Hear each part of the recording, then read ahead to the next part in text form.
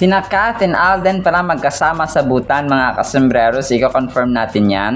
Si Alden may pasabog mamaya mga kasembreros yan at marami pang items sa vlog na ito. Unahin ko yung video na pinost ng Stars on the Floor mga kasembreros. Doon sa kanilang bagong time slot na video na ito.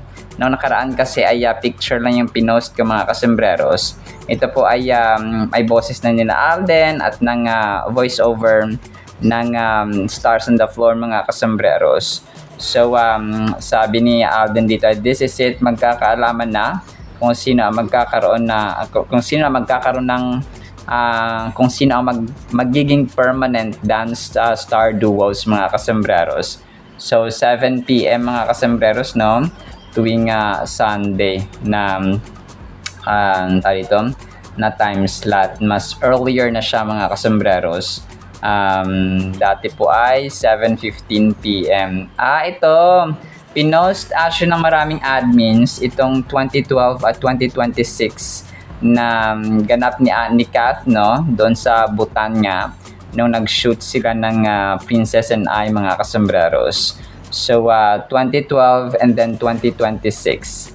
So pareho yung no, yung kamay ni Kath mga kasembreros. Tapos of course ay neneng-nene pa no si Kath dito mga kasembreros sa that was 2012 yung Princess and I na shoot nila sa Butan. So talagang nireminisce ni ni Phenomenal Box Office Cinema Queen yung kanyang moment dati or yung kanilang serye na Princess and I. Tapos ito, parang medical expert siya. Tapos nirate niya yung facial, parang facial ratings ni Kath mga kasembreros. Face ratio mga kasembreros. So, mahaba ito. 1 minute, mahigit lang siya mga kasembreros. So, una ito yung nose to face na ratio. Tapos yung kanyang chin mga kasembreros. So 8.5 yung kanyang binigay na rate. Tapos yung lids, tapos yung kanyang lids, yung kanyang eyebrows and so on ay 9 out of 10 mga kasembreros. Lips to face ay 8.5 mga kasembreros. So tapos yung facial harmony score niya overall mga kasembreros ay 9 out of 10 no, mga kasembreros. Tapos na-mention niya na kung nagparitoke ba si Catherine or hindi ay hindi niya masasabi kung nagparitoke ba ito mga kasembreros kasi nga normal at natural ang beauty ni Phenomenal Box Office Cinema Queen mga kasembreros na kung may pinagawa man siya ay enhancements na lang na very minimal or subtle mga kasembreros yung yung pinagawa ni Ma'am Catherine, hindi yung todo-todo na nose lift or something kasi nga nasa lahi naman nila yung matatangos ang ilong and of course yung kagandahan talaga mga kasembreros. Tapos ito, yung pulang araw ni Alden, na-post pala ito ng Cinehub no. Actually, na-late lang din ang mga admins dito sa pag-post mga kasembreros. Ramdam na ramdam ang galit ni Eduardo no pulang araw streaming on Netflix mga kasembreros. So ito yung linya na parang hiniram na linya ni Eduardo or ni Alden doon sa pulang araw mga kasembreros, yung time na pinagtatanggol niya yung kanyang babaeng minamahal no. Sabi niya, batid niyo ba kung anong ginagawa ng mga Hapones sa kanilang mga babaeng dinudukot? Sinasalbahin nila, inilulugso ang mga puri. Sa malalim na Tagalog no, ang kanilang ginagamit, alam natin ito, ginagahasa sila, naintindihan niyo ba? Ang babaeng matagal kong iningatan, ang babaeng unat bukod tangi kong minahal bukod sa inyo, inyo ni inay. Kaya hayaan ko bang lalo siyang mapahamak? So yun yung kanyang naging linya dito no, mga kasembreros. Na kung saan ay umani ng napakaraming awards and recognitions itong ito pulang araw no ni Alden mga kasembreros and the rest of the cast and production team mga kasembreros. Tapos ito yung KFC kagabi, nag-release sila ng behind the scenes ni Kath at ni JK Labajo, mga kasembreros. Kasi 'di ba sila yung bagong main brand endorsers or faces ng KFC Philippines, mga kasembreros. So yun po, naka-red sila dito. Tapos of course ay caption, tapos salita-salita, kain-kain kunwari. So as usual, no, na behind the scenes, mga kasembreros, ng isang shoot or TV commercial habang ginagawa ito, mga kasembreros. So andito rin yata yung may-ari ng KFC na branch, mga kasembreros, or KFC Philippines. Grabe, no, syempre Catherine Bernardo yan, mga kasembreros. So sobrang kulit lang at sobrang cute ng ginawa nila dito, of course. Hindi mawawala yung kakulitan ng ito ng buong team actually, mga kasembrero. So tawanan and so on, no, mga kasembreros. Tapos si Alden, na-feature din siya, no, dun sa Lionheart TV. Yung kanyang Hero for All na advocacy or campaign, mga kasembreros. Sabi dito ng Lionheart TV, Kapuso star Alden Richards has introduced Hero for All, honoring stories of the everyday Filipino, a nationwide campaign aimed at recognizing inspiring Filipinos across the country. The initiative seeks to recognize individuals whose simple yet meaningful acts of kindness and service continue to uplift and empower others across the country. So actually, hindi lang siya sa Pilipinas, no? Kasi yung mga Pinoy sa abroad ay talagang pwede rin siya, no, kagaya nga ni Rodora na na-feature din natin nung nakaraan, mga kasembreros. So anyone na talagang deserving na ma-recognize, mga kasembreros, ay dapat na i-recognize, no, kasi nga ay yung mga acts of kindness na talagang gumagawa ng alam yung impact sa ating kapwa-tao and sa community in general, mga kasembreros.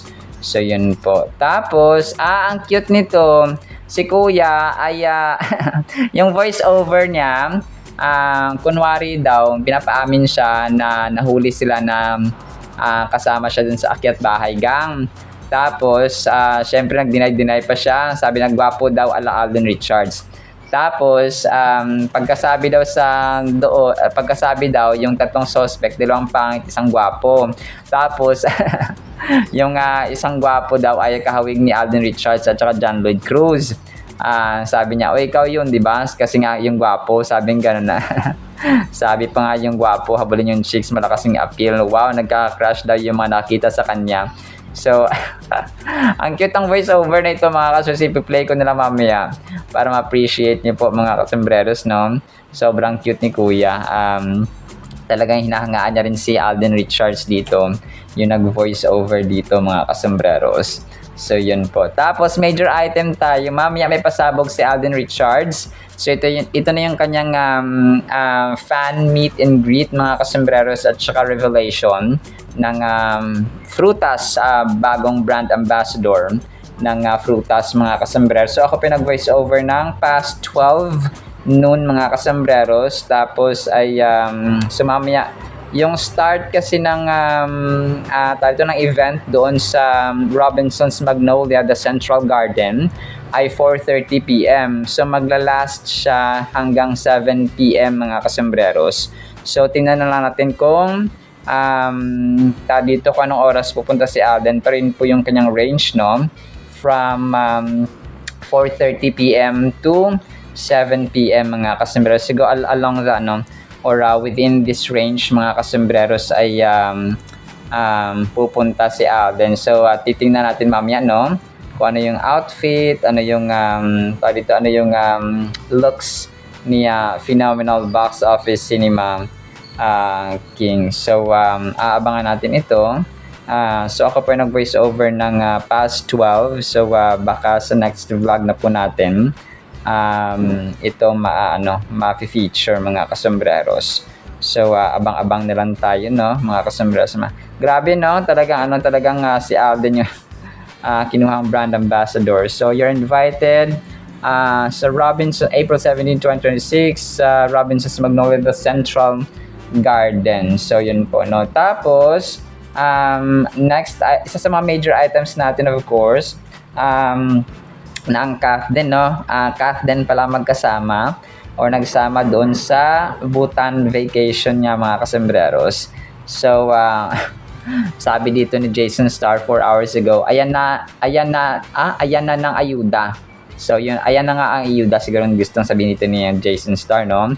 4 hours ago. So, tapos dito ay naka-brown ang Kath din, mga kasembreros, jacket sila na panglamig, tapos nakabandadang pareho.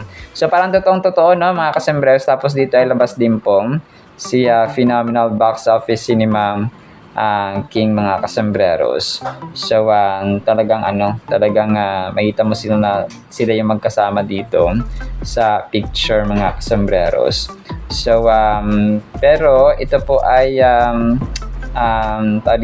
ito po ay edited lamang, no, na picture, of course. So just to make it clear, ay edited lamang po ito, no, ni Jason Starr, mga kasembreros, kasi alam natin na napaka-busy, no, ng Kath din sa kanilang individual projects or mga ganap, mga kasembreros. So tapos yun, related doon na kumalat na naman yung mga AI pictures at videos, mga kasembreros, ni na Mayor Mark Alcala. So hindi na maluloko ang tao ngayon, no, kasi talagang marami nagko-comment dito kasi may picture dito sina Mayor Mark Alcala at saka Kath nga, mga kasembreros, na spotted down papunta ng Thailand or papunta ng Bhutan or kung saan man dyan, mga kasembreros. Sabi dito nila Lane Lopez, hindi nga lakad pa lang, no, kasi nga, di ba, si Kath, yung hugis ng kanyang paa ay medyo sakang. So hindi yan si Catherine fake picture, lakas maka AI, sabi ni Leon Marks. So marami, no, na nagsabi na AI nga talaga siya, mga kasembreros. So talagang yun, sabi pa ng isa dito, Scorpion 15, AI naman, hindi naman yan si Catherine. Sabi ng isa, gagi ka AI yan. Sorry po, sabi naman ni isa, likod pa lang, hindi na si Kath. So yun siya, mga kasasno, kasi nga nakatalikod sila. Doon nga daw kunwari sa airport, mga kasembreros. So yun, talagang dadami ang ganito, no, this video made by AI. So marami, no, na naniniwala talaga. 90% no ay AI po ito, mga kasembreros. So kung kaya napakahalaga na tayo po ay magiging busisi sa ating nakitang video and so on, mga kasembreros. So AI po ito. And then yung kasi yung sabi ni Naybara Lopez dito, kasi nahihirapan din magtanggol yung ibang admins ng Kathmark na sila na nga and so on. So kasi nga marami, sabi ni isa, maniniwala lang ako kapag si Kath or si Mark na or si Mayor Mark Alcala na ang umamin sa bawat isa, mga kasembreros. So pag wala ay patuloy pa rin, no, ang ating pag-asa, mga kasembreros. Sa mga gusto lang po, mga kasembreros, sa mga ayaw ay hindi namin kayo pipilitin, of course, no, kasi tayo po ay ito, good vibes lang po, mga kasembreros. So ayaw natin ng bad vibe, no, kasi marami na tayong problema sa buhay. Dadagdagan pa ba natin ang ating mga agenda dito sa mga artista, no, mga kasembreros, na kung iisipin ay mga fans lang tayo, mga kasembreros. Tapos next item natin, nagpost ng isang admin dito ng mga pangmalakasang outfits ni Alden, no, at saka bihis, mga kasembreros. May iba dito animated, yung iba talagang parang parang sci-fi na mga costumes, mga kasembreros ni Alden. Basta maganda yung outfits na parang pinag-post ng isang admin, mga kasembreros, no. So may white, may black, may gray, may silver, or something, may blue, no, may parang ganoon siya, mga kasembreros. So ang galing, di ko lang alam kung ano, parang I'm supposing edited ang mga pictures na ito, no. Sa sobrang ganda, mga kasembreros. Parang edited siya na picture ni Phenomenal Box Office Cinema King. So pero sobrang igop-igop, of course, ni Soiti dito, mga kasembreros. So yun po, actually yun lamang sa ating Kath din items. Ipi-play ko itong kay Alden Tapos itong kay Kath mga kasomreros. And then itong kakulitan no, ni Kuya kay Alden mga kasomreros para mapakinggan niyo po first hand. Tapos, ang salita ng Panginoon of course no, na sobrang mahalaga sa ating buhay. Isang pinagpalang araw po ha sa bawat isa. This is it. Magkakaalaman na kung sino-sino ang magiging permanent Dance Star Duo. Don't miss the beat! Ang pasiklaban sa dance floor. Mas maaga na. Kehataw na ang lahat. Dito lang yan, sir. Sa bago nitong oras, 7 p.m. this Sunday. Umamin ka na kasama ka sa akyat bahay. Hindi nga ako kasali doon. Masyado kayo mapagbintang, mapanghusga.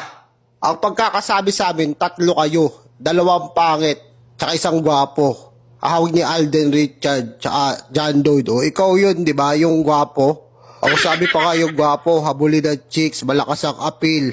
Mukhang nagkaka-crush daw yung mga nakakita sa kanya. Ikaw yung description na gwapo eh. Yung 2 kasama daw pangit eh. Para tonti mo. Artist tayo ng dating mo eh, tapos 2 kasama mo pangit. Hindi naman! Masyado kang... Bakit? Papayag ka ba na isa ka doon sa 2 pangit? Hindi! O, alam naman namin na ikaw yung gwapo doon sa 3 nag-akyat bahay. Mamumukhaan ka talaga agad ng mga tao kasi gwapo ka eh. Lakas ng appeal mo eh. Hoy! Mo eh. Grabe na yung... Bakit nyo ba kasi nagawa yun? Di ba 3 kayo? 2 pangit? Eh, syempre!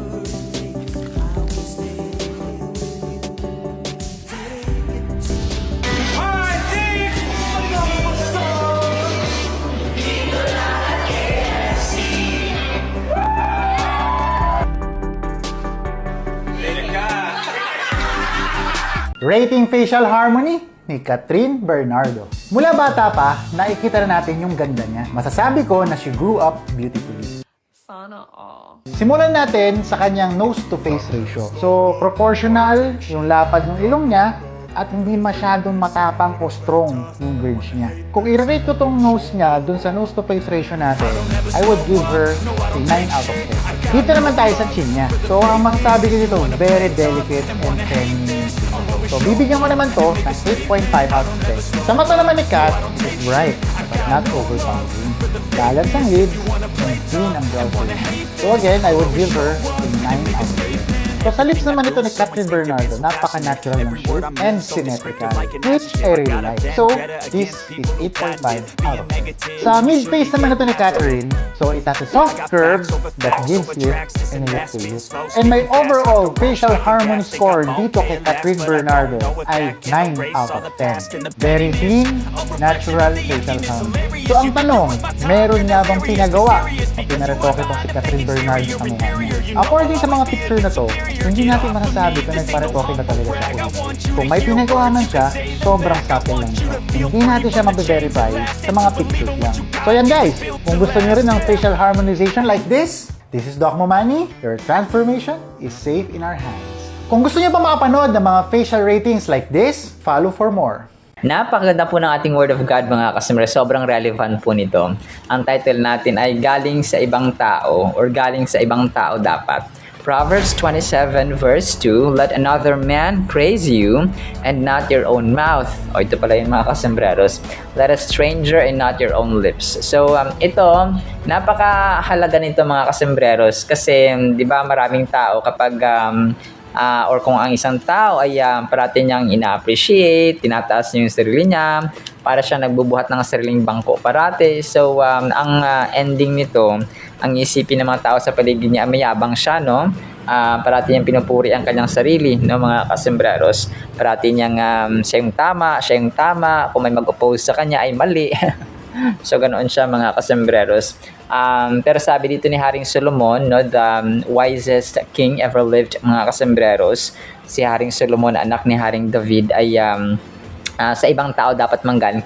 Alam nyo, napakaganda nito kasi kapag sa ibang tao kasi galing yung appreciation or yung confirmation, it's something na hindi mo sila pinipilit. Parang ganun, parang natural na nakita nila yung parang kunwari, in-appreciate nila yung ganito mo, yung ganyan mo. So, mas worth it, mga kasembreros. Mas nakaka-inspire at nakaka-motivate pa yon, mga kasembreros, na bagay na malaman natin na sa ibang tao manggagaling yung papuri or yung something na kind words ba, or encourage. Kung parang sipag-sipag mo naman, sana yung anak ko, sana yung kapatid mo, sana yung kapatid ko, sana yung ganito ganyan.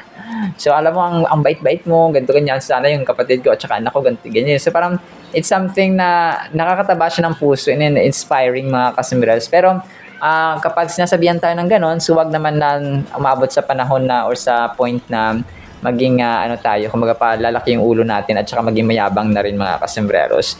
So dapat humble pa rin, mga kasembreros. Kapag the more praises that we receive from other people, ay the more we humble ourselves, mga kasembreros. So ganun po siya. Kumbaga parang si Alden Richards, di ba? The more na in-uplift siya, the more na nakakatanggap siya ng maraming endorsements at saka blessings, ay the more na nagiging kind at the more nagiging humble si Soy T, mga kasembreros. So, ganoon siya. So, sabi niya, let another man praise you and not your own mouth. So, let a stranger and not your own lips. So, grabe. Talaga nakakaano ito. Very necessary. No? Very essential at napakahalaga nito, mga kasembreros, sa buhay natin. Especially sa mga taong applicable. Kasi yung mga tao talagang masyadong malakas ang apog, no? Masyadong malakas yung hangin sa kanilang isip, mga kasembreros, na parati nilang pinupuri yung kanilang sarili, yung kanilang parang sila nila yung parati magaling, and so on, mga kasembreros. So ayaw din talaga ng Panginoon, no, ng mayabang, ng prideful, mga kasembreros, kasi nga si Lucifer ay was thrown into the deepest part of the earth, mga kasembreros, because of his rebellion that led to pride, mga kasembreros.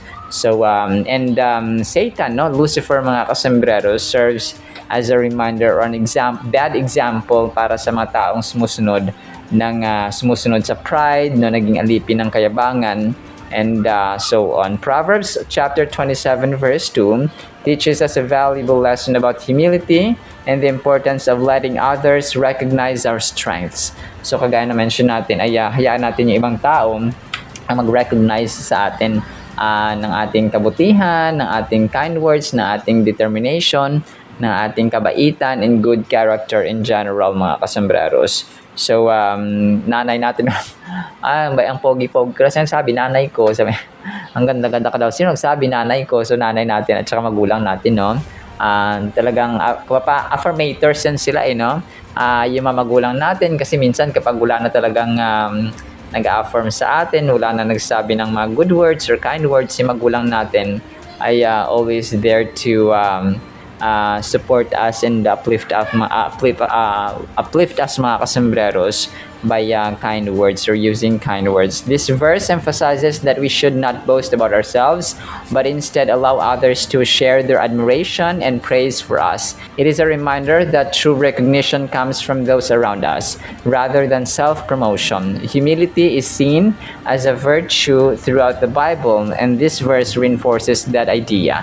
So, humility, no, yung pagiging mapagpakumbaba talaga, mga kasembreros, ay yun yung inaangat ng Diyos. So, sige, gawin mo lang yung tama, gawin mo lang yung patas, gawin mo lang yung fair, gawin mo lang yung nakakabuti ng mga kasembreros, and magbulat ka na lang. Marami na mga tao sa paligid mo ang i-appreciate ka, mga kasembreros, because of your tawag ito, because of your character as a whole. When we refrain from blowing our own horn, we create space for genuine interactions. We foster an environment where others feel much more comfortable to share their thoughts and their compliments about us. So, kapag pinipilit mo kasi ang tao na purihin ka or pinipilit mo sila na i-appreciate ka or i-affirm ka, mga kasembreros, ay mas lalong parang hindi siya nagiging genuine, hindi siya naging authentic, mga kasembreros. So definitely mas gusto natin authentic yung papuri ng tao, yung appreciation nila, yung kanilang kind words towards sa atin, mga kasembreros, rather than yung iba susuhulan mo pa, no, bibigyan mo pa ng love gift, mga kasembreros, para i-uplift ka or purihin ka, mga nanlibre siya, ganyan, sige, purihin natin. Kasi nanlibre siya ng matcha, nanlibre siya ng milk tea. So ganoon, mga kasos. By the way, yung masyadong maraming milk tea, napaka-dangerous po nun, mga kasos. May nakita akong TikToker siya, tapos ginawa niyang tubig yung milk tea, mga kasembreros. So umaga, tanghali, gabi, milk tea, no? So, ang ending niya, parang nagkaroon nata siya ng sakit sa kidney, no, or UTI, mga kasembreros, kasi grabe yung sugar content at saka yung chemical ng milk tea. I'm not against milk tea, pero kapag sobra-sobra siya, mga kasembreros, maybe isang beses ang linggo, no, parang ganoon ba, no, 2 beses, hindi naman masama yun, mga kasembreros. Pero kapag diabetic ka, at saka bawal na sa yung ganoon, ay syempre, ibang usapan na po yun, mga kasembreros. So, lahat naman ng sobra ay masama. So kahit soft drinks, 'di ba? Lalo na soft drinks, mga kasembreros, kapag nasobrahan ng soft drinks ay UTI or kidney rin po yung ating magiging sakit. This not only promotes positive relationships but also allows us to connect better with the people in our lives. Moreover, when we are humble, it helps us to stay grounded and appreciate of what we have rather than constantly feeling the need to prove ourselves. So tama ito, mga kasembreros, kasi ang taong mayabang or parang parati siya naghahanap ng mga bagay na parang makaka-uplift sa sarili niya, itataas yung sarili niya. So na-miss niya yung opportunity na tao dito, na-appreciate yung mga bagay na dapat i-appreciate kahit na mga maliliit na bagay, mga kasembreros. So parang he or she is constantly trying to make a way or find a way to prove himself or herself, mga kasembreros. So mag-effort siya, mag-effort na which is nakakapagod para lang mapansin at i-appreciate ng iba, mga kasembreros, which in fact ay yung worth natin ay hindi naman parating nandoon, no? Kailangan natin gawin yung tama, no, na mabuti, at which is yung kindness, mercy, love, care, concern, forgiveness, and so on, mga kasembreros. Napakahalaga po no, kasi nga hindi naman natin kailangan pilitin ang tao para i-appreciate nila tayo. Kusa nila yung gagawin at sasabihin sa atin, mga kasembreros. So kasi mahirap yun, gagawa ka talaga parati at mag-effort para lang purihin nyo. The phrase, "Let not another man praise you," invites us to think about the significance of external validation. So, validation, ayun. So, kung parang ibang tao yung mag-validate sa iyo, mga kasembreros, at hindi ang iyong sarili. We might find ourselves tempted to seek validation through comparison or boasting. This can lead to negative cycles of competition and insecurity. However, this verse nudges us to stop competing and start trusting in the natural rhythms of relationships, allowing praise to flow organically. So organic, no? Napakaganda nito. Kapag yung mga bagay, kapag narinig natin na organic, healthy, mga kasembreros. Let's say yung kape mo organic, so ibig sabihin baka mga herbal tea. So kapag yung organic encounter, no? Sikat na sikat yan pag sinasabing organic encounter, parang nagkita kayo ng isang boy or yung isang girl at boy nagkita, tapos parang nagkatinginan, then nagkaroon ng parang nagka-crush and so on, mga kasembreros. So organic yung kanin. So pag may mga organic kayo na kanin, ibig sabihin galing yan sa organic na palay. So walang masyadong chemical and so on, mga kasembreros. So yun po yung organic. So organic gardening. So pag sinabing organic gardening, ay wala po siyang masyadong chemical, mga kasembreros, or mga medisina na ginagamit. So pure yung pataba, for example, ay yung mga tayo ito na mapupo ng hayop or mga ihi, mga kasembreros, or mga tayo dito, nabubulok na mga mga nabubulok na basura. So yun siya, yung organic gardening. So maganda po yun. So ganun din po dapat sa ating buhay. So pag organic yung appreciation ng ibang tao sa atin, that's also pleasing sa harapan ng Panginoon. Finally, the mention of a stranger illustrates that recognition can come from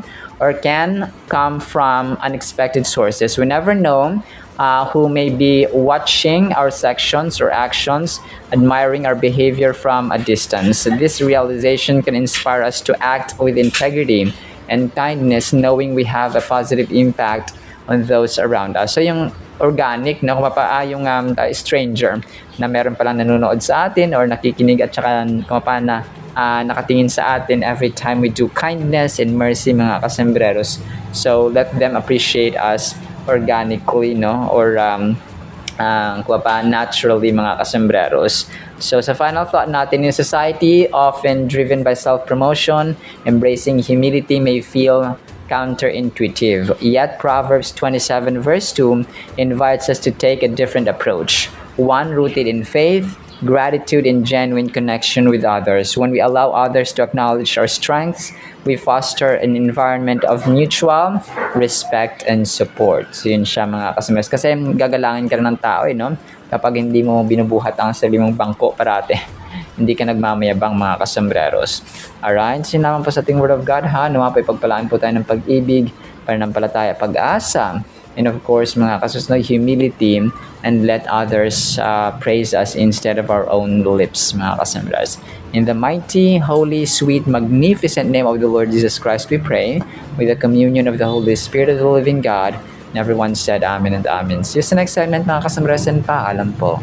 I love you all.